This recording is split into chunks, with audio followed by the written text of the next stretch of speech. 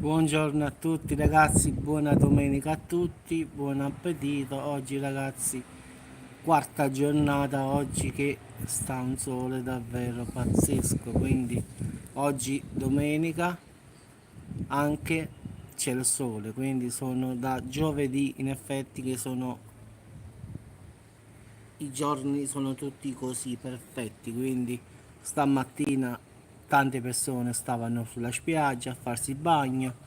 Qui la temperatura diciamo si aggira sui 27-28 gradi, quindi oggi a Salerno si sta davvero da Dio, come gli ultimi 3 giorni in effetti.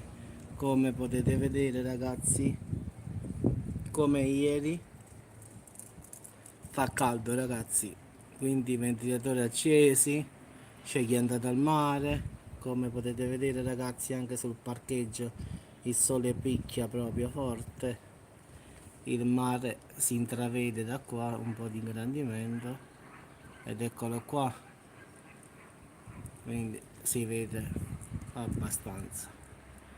Quindi ragazzi una giornata di fuoco pure oggi,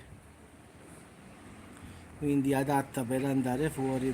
Bella la montagna, si vede tutta bella soleggiata, nuvole nulla ragazzi, bella tranquilla. Quindi ragazzi vi auguro buona domenica a tutti, buon appetito a tutti.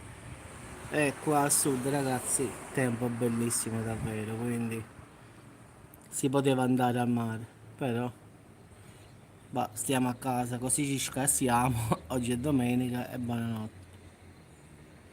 Vabbè ragazzi, ci sentiamo dopo sul canale. Quindi qui a Salerno ragazzi è una giornata ottima, secondo me la lungomare oggi sarà pienissima, anzi penso già adesso sarà piena.